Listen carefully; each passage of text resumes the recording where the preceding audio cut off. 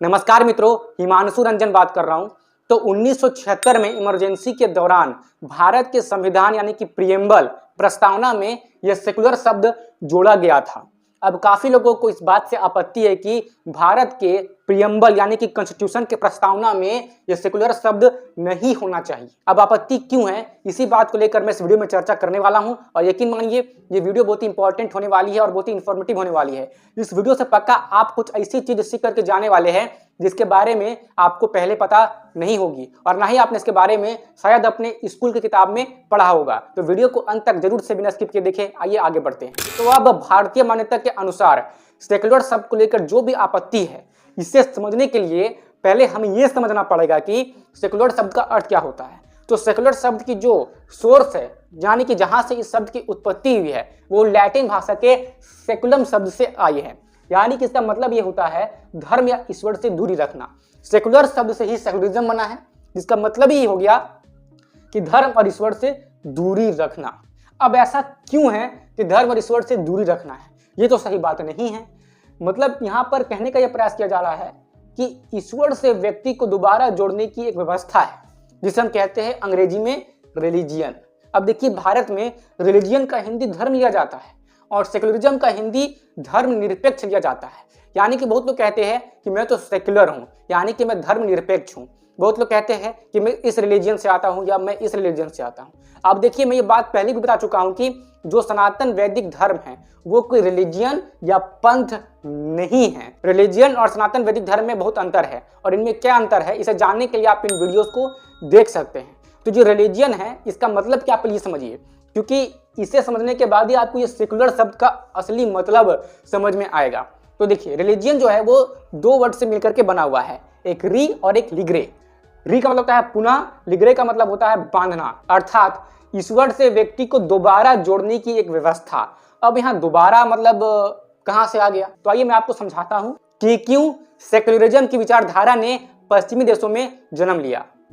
तो फिर ईसाई धर्म के अनुसार गॉड ने दो मनुष्यों को बनाया, एक का नाम था एडम और एक का नाम था ईव। एडम पुरुष था और ईव स्त्री थी। तो फिर गॉड ने इनको रहने के लिए स्वर्ग प्रदान किया और गॉड ने कहा कि यहाँ पर एक ऐसा ज्ञान का पेड़ है जिसके फलों को तुम्हें नहीं खाना है। लेकिन ईव ने उस ज्ञान के पेड़ के फलों को खा लिया, जिससे कि ईव को मतलब ज्ञान हो गया।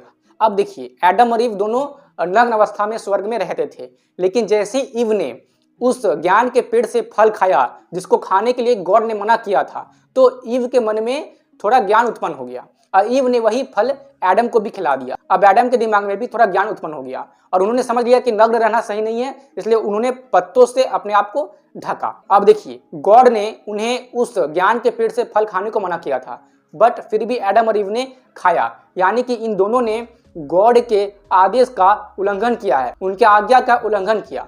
तो अब ये दोनों बन चुके हैं पापी, इसलिए इन दोनों को पृथ्वी पर भेज दिया गया। पृथ्वी क्या है? पाप लोक है, एक जेल की तरह है जहां पर व्यक्ति पाप भोग रहा है और अगर उसे वापस स्वर्ग में आना है तो वो क़यामत के दिन डिसाइड होगा। जितने भी लोग एडम ईव के मतलब उनसे जो भी मनुष्य पीढ़ी आगे बढ़ी, यानी कि जितने भी मनुष्य पीढ़ी है वो एडम ईव से ही पृथ्वी पर आगे बढ़ी है और एडम ईव पाप का भागीदार है क्योंकि उन्होंने पाप किया है। अब उनकी वजह से जितनी भी मनुष्य प्रजातियां पूरे पृथ्वी पर फैली हुई है वो सब पापी है और उन्हें वही काम करना होगा जो चर्च बता रही है। अब चर्च क्या करती है? चर्च मनुष्यों को वापस से गॉड के साथ जोड़ती है और हर मनुष्य गॉड के साथ जुड़े, कैसे जुड़े, इसकी क्या व्यवस्था होगी, इसके क्या नियम होंगे, ये सब चर्च बताएगी। चर्च के बताए हुए नियमों के अनुसार जो मनुष्य चलेगा उसे वापस से स्वर्ग प्राप्त होगा कयामत के दिन। यानी कि कयामत के दिन गॉड ये डिसाइड करेंगे कि कौन से मनुष्य अच्छे हैं जो स्वर्ग में जाने लायक हैं, वो स्वर्ग में आएंगे, बाकी लोग वापस इस पृथ्वी में पाप भुगते रहेंगे और बाकी लोगों को जो गॉड के नियम के अनुसार या फिर जो चर्च के नियम के अनुसार नहीं चलते हैं उन्हें नरक मिलेगा। और जो चर्च का बात पहले से मान रहे थे, चर्च की बात पर आंख बंद करके विश्वास कर रहे थे, उन्हें स्वर्ग मिलेगा, यानी कि दोबारा गॉड से मिल जाएंगे। और इसी कॉन्सेप्ट को कहा जाता है रिलीजियन। और मैंने अभी तक आपको जो कुछ भी बताया ये मैंने आपको ईसाई यानी कि क्रिश्चियन संप्रदाय के अनुसार बताया। ये कहानी भारत के सनातन वैदिक धर्म के अनुसार नहीं था। तो आइए अब हम ये अच्छे से जान लेते हैं कि क्यों पश्चिमी देशों में सेक्युलरिज्म की विचारधारा ने जन्म लिया। आखिर क्यों पश्चिमी देशों के लोगों के लिए सेक्युलर बनना उनकी मजबूरी हो गई। मेरी बातों को ध्यान से समझिए। अभी मैं आपको जो कुछ भी बताऊंगा ये सुनना आपके लिए बहुत ही जरूरी है। तो मध्यकालीन यूरोप यानी कि लगभग आज से 500 से 1500 साल पहले चर्च का अंधकार युग था। क्या था अंधविश्वास, आइए समझते हैं। बाइबल ही अंतिम सत्य है और तर्क वर्जित है, यानी कि बाइबल में जो लिखा है वही सत्य है। यदि आपको तर्क करते हैं, यदि आप बाइबल के विरुद्ध कोई बात बोलते हैं तो आप मतलब दंड के अधिकारी हो जाएंगे। ऐसा कुछ चल रहा था। चर्च ने बाइबल को अपरिवर्तनीय सत्य घोषित कर दिया था। जो कुछ भी बाइबल के विपरीत हो वो पाप और अपराध माना जाता था। वैज्ञानिक खोज, चिकित्सा, गणित, खगोल विज्ञान सबको शैतान का काम कहकर दंडित किया जाता था। जैसे कि गैलीलियो गैलीली ने यह सिद्ध किया था कि पृथ्वी सूर्य के चारों तरफ घूमती है। चर्च ने कहा नहीं, बाइबल कहती है कि पृथ्वी स्थिर है। तो उसे क्या किया गया, गैलीलियो को गिरफ्तार कर लिया गया और सार्वजनिक रूप से अपने सिद्धांत से माफी मंगवाई गई। यानी कि बाइबल जो कह रहा है वही सच है और गैलीलियो का कहना गलत है। चिकित्सा को पाप माना गया। बीमारी को शैतान की सजा माना जाता था। इलाज करवाना ईश्वर की इच्छा के खिलाफ माना जाता था। हर्बल मेडिसिन, शल्य चिकित्सा करने वाले लोगों को जिंदा जला दिया जाता था। महिलाओं पर अत्याचार होता था, जिसे हम विच हंट कहते हैं। जिन महिलाओं का ज्ञान अधिक होता था उन्हें डायन मान लिया जाता था। हजारों महिलाओं को जिंदा जला दिया गया केवल इसलिए कि वे औषधियां बनाती थी या फिर प्राकृतिक विज्ञान जानती थी। धर्म के नाम पर खून खराबा होने लगा था। रिलीजियस वार्स एंड इंक्विजिशन, धार्मिक अदालतें। चर्च ने ऐसे न्यायालय बनाए जहां कोई भी ईश्वर विरोधी माना जाए तो उसे पिटाई, जेल या मृत्यु की सजा दी जाती थी। मुसलमान, यहूदी और ईसाई संप्रदायों के बीच नफरत और नरसंहार आम बात थे। चर्च ने पवित्र युद्ध घोषित किए, यानी धर्म के नाम पर हत्या करना पवित्र काम बन गया था। 11वीं से 13वीं सदी के बीच 9 बड़े युद्ध हुए जिसमें लाखों लोग मारे गए और यही से जन्मी सेकुलर सोच की आवश्यकता। जनता थक चुकी थी पादरियों के अत्याचारों से, बाइबल की एक तरफा व्याख्या से, धर्म के नाम पर ज्ञान की हत्या से। चर्च के द्वारा शोषण किए जाने और उनके अत्याचारों से लड़ने के लिए उस समय कुछ विचारक खड़े हुए। उनमें से एक विचारक थे वोलाटायर, जिन्होंने कहा कि यदि भगवान नहीं होता तो हमें उसे बनाना पड़ता, लेकिन चर्च से बचाकर।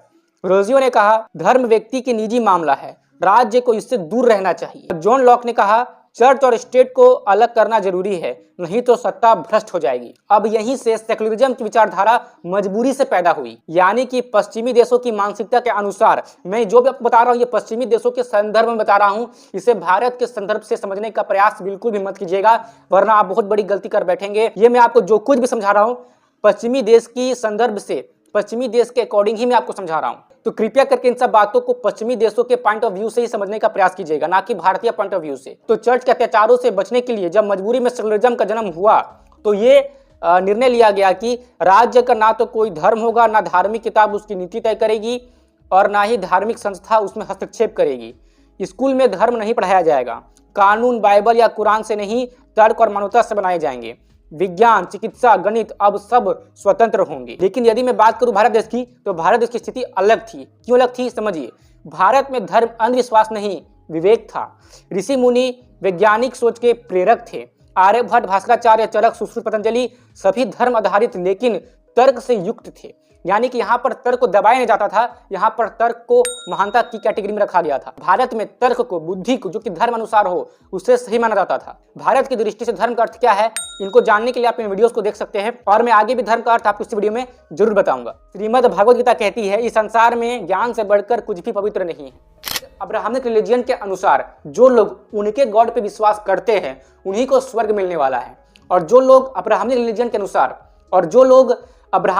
के अनुसार उनके गॉड पर विश्वास नहीं करते वे नरक पे जाएंगे, वे काफिर है, वे पाप के भागीदार है। ऐसी मान्यता अब्राहमिक रिलीजन में आपको अच्छी खासी देखने को मिल जाएगी। तो फिर चर्च इसी मान्यता को आगे बढ़ा रही थी कि बाइबल में लिखी हुई बात ही अंतिम सत्य है। अगर अब्राहमिक रिलीजन के ग्रंथों में लिखा हुआ मिलता है कि पृथ्वी चपटी और स्थिर है, तो वो चपटी और स्थिर है। आप चाहे कितना भी वैज्ञानिक संशोधन क्यों ना कर, लेकिन नहीं, पृथ्वी गोल है और उस सूर्य की परिक्रमा कर रही है, आपकी बात नहीं मानी जाएगी। और यदि आप अपनी इसी बात को सिद्ध करने में लग जाएंगे कि पृथ्वी गोल है, स्थिर नहीं है, तो आप दंड के अधिकारी हो जाएंगे। और इसी तरह से चर्च गॉड के नाम पर लोगों पर काफी अत्याचार कर रही थी, यहाँ तक कि चर्च उस समय के पश्चिमी देशों के राजाओं पर भी शोषण कर रही थी। उस समय के राजाओं को भी पश्चिमी देशों के चर्च के नियमों के अनुसार चलना होता था। चर्च जो बोलेगी वही बात अंतिम सत्य होगी, जिसके कारण चर्च के द्वारा काफी अत्याचार हो रहे थे पश्चिमी देशों में। और चर्च के द्वारा इन्हीं अत्याचारों से बचने के लिए सेकुलरिज्म जैसी विचारधारा ने पश्चिमी देशों में जन्म लिया, जिसे भारत पर भी थोपा गया। तो मैं आशा करता हूं कि अब तक तो आप ये समझ गए होंगे कि क्यों सेक्युलरिज्म की विचारधारा ने पश्चिमी देशों में जन्म लिया। आखिर क्या उनकी मजबूरी थी कि उन्हें सेक्युलर बनना पड़ा। अब आपको समझ में आ रहा होगा कि भारत देश के लिए जो सेक्युलर शब्द का इस्तेमाल किया जा रहा है, सच में इसकी कोई मतलब आवश्यकता ही नहीं है भारत के लिए, क्योंकि भारत में कई लोग सेक्युलर को मानते हैं धर्मनिरपेक्ष। अब क्या धर्मनिरपेक्ष होना सही है? भारतीय दृष्टिकोण के हिसाब से ये बात करते हैं। देखिए, तो भारतीय दृष्टिकोण में धर्म का मतलब क्या होता है समझिए। धर्म का अर्थ होता है कर्तव्य, नैतिकता, सत्य, सदाचार, न्याय, सेवा, संयम और लोक कल्याण। यानी कि यदि आप लोक कल्याण के लिए कार्य कर रहे हैं तो आप एक धार्मिक व्यक्ति हुए भारतीय दृष्टिकोण के अनुसार। और फिर भारतीय मान्यताओं के अनुसार धर्म के 10 लक्षण क्या है, ये देखिए, ये है 10 लक्षण। धैर्य, क्षमा करना, आत्मनियंत्रण, चोरी ना करना, पवित्रता, इंद्रियों पर संयम, विवेक, विद्या, सत्य, क्रोध पर नियंत्रण। तो क्या आप ये कहने का प्रयास कर रहे हैं कि अगर मैं सेकुलर हूं तो मैं धर्मनिरपेक्ष हूं, यानी कि मैं कर्तव्य से हीन हूं? यदि मैं एक शिक्षक हूं तो मुझे अपने शिक्षक होने का धर्म, यानी कि जो शिक्षक होने का कर्तव्य है, वो सही से नहीं निभाना है। यदि आप एक पिता है तो आप अपने पिता के कर्तव्य से दूर हो जाइए। यदि आप एक माता है तो आप अपने माता के कर्तव्य से दूर हो जाइए। आप अपने पति होने के कर्तव्य से दूर हो जाइए। आप जिस भी प्रोफेशन में हैं, आप उस प्रोफेशन के कर्तव्य से दूर हो जाइए। यही होगा धर्म निरपेक्षता का मतलब भारतीय दृष्टिकोण के अनुसार। तो क्या आप मानते हैं कि आप धर्मनिरपेक्ष है? यदि आप भारतीय होकर के खुद को सेकुलर कहते हैं और धर्मनिरपेक्ष कहते हैं, तो आप ये बताने की कोशिश कर रहे हैं कि आप अपने कर्तव्यों का सही से पालन नहीं करते। ये सारे गुण को आप नहीं मानते। और यदि सेकुलर शब्द का अर्थ धर्मनिरपेक्ष निकाला जाए तो इससे यह बात भी कही जा सकती है कि भारत के संविधान के प्रस्तावना में जो ये सेकुलर शब्द लिखा हुआ है, इससे यह बात दर्शाई जा रही है कि भारत का संविधान कर्तव्यहीन है और अपने कर्तव्यों का पालन नहीं करना चाहता। तो क्या यह बात स्वीकार करने योग्य है? क्योंकि धर्म का अर्थ ही होता है अपने कर्तव्यों का पालन करना। और अगर सेकुलर शब्द का अर्थ धर्मनिरपेक्ष निकाला जा रहा है तो कहीं ना कहीं ये इस बात को भी दर्शाता है कि भारत अपने कर्तव्य का पालन करने में पीछे है। तो अब मुझे आप ही बताइए कि क्या खुद को सेकुलर बोलना, इसके लिए, क्योंकि इसके इक्विवेलेंट शब्द हिंदी में धर्मनिरपेक्ष है, क्या ऐसा कहना सही है? आपकी जो भी ओपिनियन है मुझे कमेंट में जरूर से शेयर कीजिए। और अगर मैं अपने दृष्टिकोण के अनुसार बात करूं तो मेरे अकॉर्डिंग सेकुलरिज्म का मतलब धर्मनिरपेक्ष नहीं होना चाहिए, पंथ निरपेक्ष हो सकता है। ठीक है, अब ये पंथ निरपेक्ष क्या होता है, पहले आप पंथ का अर्थ समझिए। पंथ मतलब होता है एक विशेष ग्रंथ या परंपरा को मानने वाली शाखा, जैसे बौद्ध पंथ, इस्लामिक पंथ, ईसाई पंथ, सिख पंथ, ये सारे पंथ है, धर्म नहीं है। धर्म क्या है ये देखिए, धर्म है कर्तव्य, नैतिकता, सत्य, सदाचार, न्याय, सेवा, संयम और लोक कल्याण, धैर्य, क्षमा, आत्मनियंत्रण, चोरी न करना, पवित्रता, इंद्रियों पर संयम, विवेक, विद्या, सत्य, क्रोध पर नियंत्रण, ये सब धर्म है। जो व्यक्ति इन सब चीजों का पालन कर रहा है तो व्यक्ति धार्मिक है भारतीय दृष्टिकोण के अनुसार। और ये सारी जितनी भी संप्रदाय है, बौद्ध संप्रदाय, इस्लामिक संप्रदाय, ये सारे एक पंथ है जो कि किसी विशेष ग्रंथ या परंपरा को मानते हैं। अगर इनकी परंपरा में कहीं पर भी कोई ऐसी बात लिखी हुई है जो कि वैज्ञानिक दृष्टि से एकदम विरुद्ध है, तो भी ये लोग उस बात को मानेंगे, क्योंकि ये एक विशेष परंपरा को मान रहे हैं। फिर चाहे वो परंपरा सही हो या गलत, तो कोई विशेष परंपरा को मानना आंख बंद करके बिना उस पर विचार किए कि वो सही या गलत है, वो पंथ कहलाती है। और मैं आपको बता देना चाहता हूं कि सनातन धर्म कोई पंथ नहीं है। सनातन धर्म एक जीवन शैली है। सनातन धर्म इटर्नल है। इसका ना तो जन्म है ना ही इसका अंत है। सनातन धर्म पूरे ब्रह्मांड की अटल सत्यता है। सनातन धर्म हम मनुष्यों के लिए प्राकृतिक रूप से जीवन जीने की कला है। तो अब इतना कुछ जानने के बाद अब मुझे आप ही बताइए कि आप भारतीय दृष्टिकोण से सेकुलर को पकड़ रहे हैं या फिर पश्चिमी दृष्टिकोण से। यदि आप पश्चिमी दृष्टिकोण से सेकुलर शब्द को पकड़ते हैं और खुद को सेकुलर कहते हैं तो आप ये कह रहे हैं कि आप ईश्वर और धर्म से दूरी बनाए रखना चाहते हैं। और ईश्वर और धर्म से दूरी क्यों बनाए रखना है, ये पश्चिमी देशों के लिए एक मजबूरी है। लेकिन क्या ये आपके लिए भी मजबूरी है? क्या आपके लिए मजबूरी है कि आप अपने धर्म का पालन ना करें? इस बात को ध्यान से समझिए। और क्या आप मानते हैं कि धर्म शब्द का जो अंग्रेजी वर्ड है, जो कि धर्म शब्द के इक्विवेलेंट है, वो रिलीजियन है? क्या आप ऐसा मानते हैं? मैं तो ऐसा बिल्कुल भी नहीं मानता। और मानू भी क्यों, रिलीजन और धर्म दोनों अलग है। और स्वयं को सेकुलर बोल करके धर्म निरपेक्ष कहना भी गलत है। पंथ निरपेक्ष कहा जा सकता है। और यदि आप भारत की संविधान की प्रस्तावना को हिंदी में देखेंगे तो वहां पर धर्म निरपेक्ष नहीं, पंथ निरपेक्ष ही लिखा हुआ है। और साथ ही में आप एक और बात जान लीजिए कि भारत में धर्म का पालन करना लोगों का कल्याण करना ही है। धर्म का पालन करना लोगों में समानता ही है। भारत में धर्म का पालन करना लोगों के हित में कार्य करना है। भारत में धर्म का अर्थ है लोगों के हित के लिए कार्य करना, ना कि उनका शोषण करना। और भारत में किस तरह से धर्म को लेकर के लोगों के कल्याण की मान्यता रही है, इसे जानने के लिए जरा आप इसे देखिए। समानता का आदर्श तो सबसे पहले ऋग्वेद ने दिया था। समानी व आकुतिः समाना हृदयानि वः समानम मस्तु वो मनो यथा वह सुसहा सति। हमारा उद्देश्य समान हो, हमारी भावनाएं समान हो, हमारे विचार और मन समान हो, जैसे सब कुछ इस विश्व में एकता में है। यह ऋग्वेद का ही कथन है। अज्येष्ठासो अकानिष्ठास एते संभातरी वावृधुः सौभाग्य, कि समाज में कोई ऊंच नीच का भेद नहीं है, सभी भाई हैं और सबको भलाई और उन्नति करनी चाहिए। यजुर्वेद जब तेजस्वी बनाने की मांग ईश्वर से करता है तो वह सबके लिए होता है। रुचम नोधेहि ब्राह्मणेषु रुचम राजसु नस्कृधे रुचम विश्येषु शूद्रेषु मयि धेचि रुचा रुचप, कि हे देव, हमारे ब्राह्मणों को तेजस्वी करो, हमारे क्षत्रियों को तेजस्वी करो, हमारे वैश्यों को तेजस्वी करो, हमारे शूद्रों को तेजस्वी करो। यजुर्वेद में कहा गया है कि यथे माम वाचम कल्याणीम मावदानी जनेभ्यः ब्रह्मराजन्याभ्याम शूद्राय चार्याय च स्वाय चारणाय च, कि परमात्मा ने ब्राह्मण, क्षत्रिय, वैश्य, शूद्र, अपने भृत्य व स्त्री आदि के लिए भी वेदों का प्रकाश व उपदेश किया है।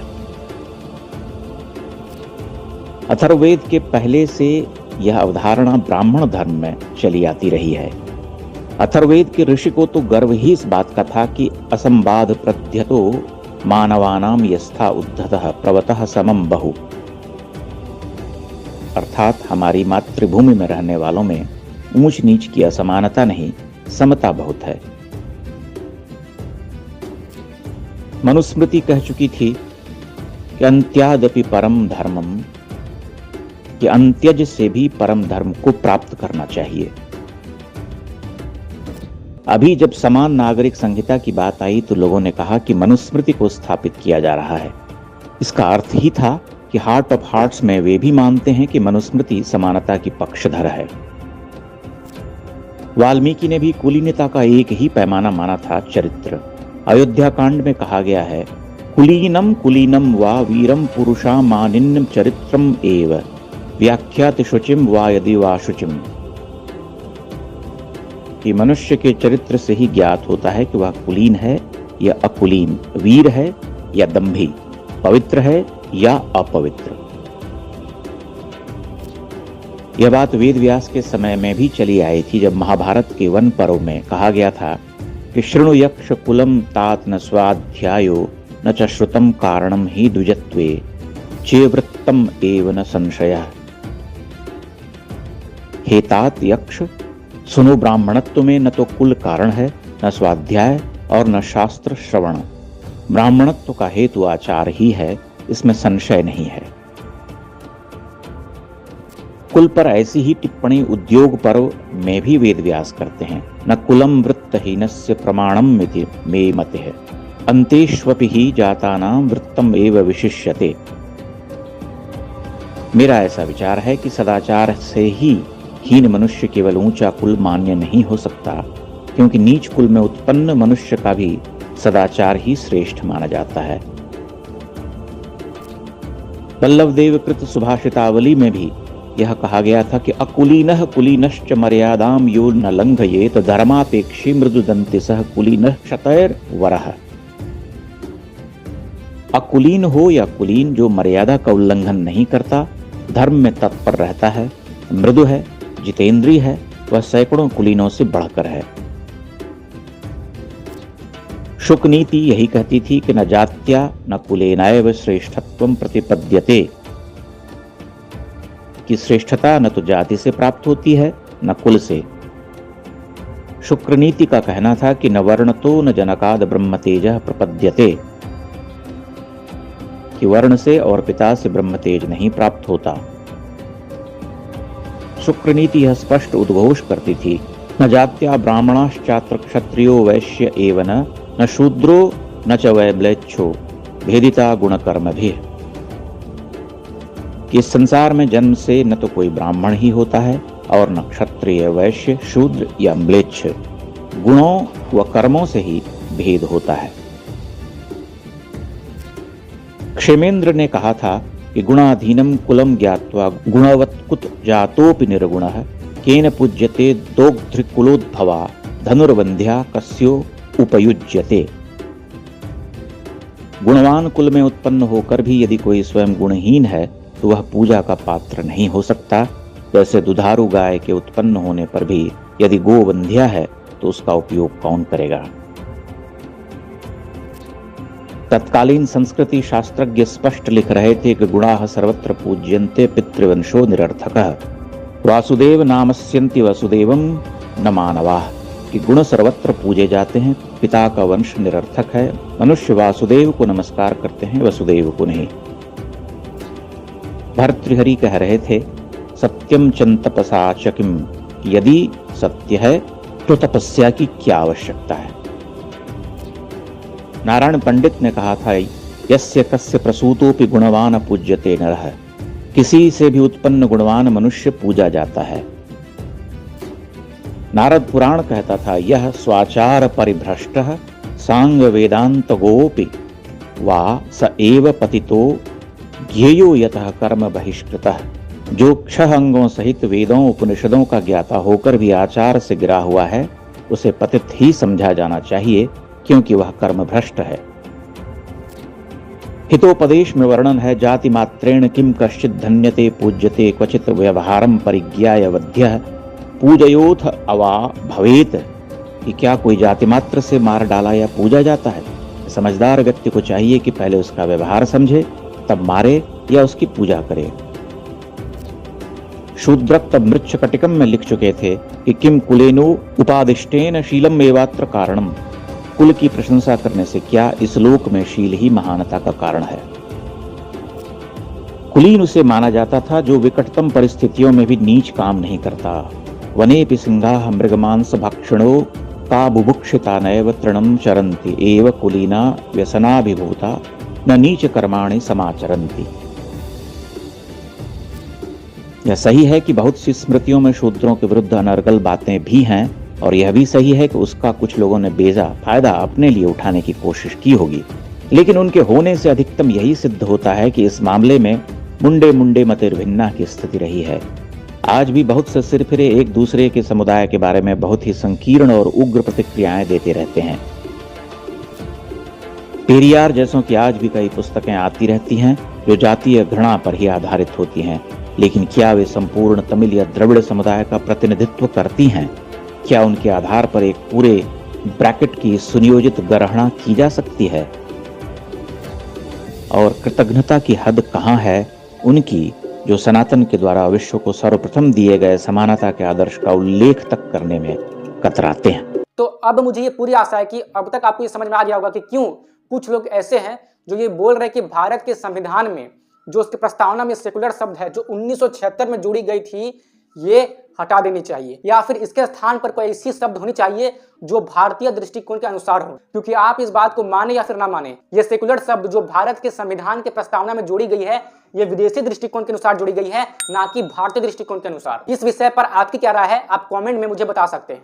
तो फिर चलिए अब मैं इस वीडियो को यहीं पर विराम देता हूं, और मैं आपसे ये विनम्र अनुरोध करता हूं कि मुझे सपोर्ट करने के लिए और मैं ऐसी वीडियोस और भी बनाता रहूं, इसके मोटिवेशन को बढ़ाने के लिए कृपया करके आप इस चैनल को सब्सक्राइब कर लीजिए, और साथ ही में जो पास में बेल आइकन है उसे आप जरूर से प्रेस कर दीजिए, ताकि भविष्य में मैं जो भी वीडियो अपलोड करूं उसकी नोटिफिकेशन आपको समय पर मिल जाए और आप राइट टाइम पे इस वीडियो को देख ले। मेरे साथ जुड़ने के लिए आप मुझे फेसबुक और इंस्टाग्राम पर भी फॉलो कर सकते हैं, जिसकी लिंक आपको डिस्क्रिप्शन बॉक्स में मिल जाएगी। और मेरे मित्रों, अपना कीमती समय देने के लिए और मेरी बातों को ध्यान से यहाँ तक सुनने व समझने के लिए आपका सच्चे मन से बहुत बहुत धन्यवाद। जय श्री राम, जय भारत।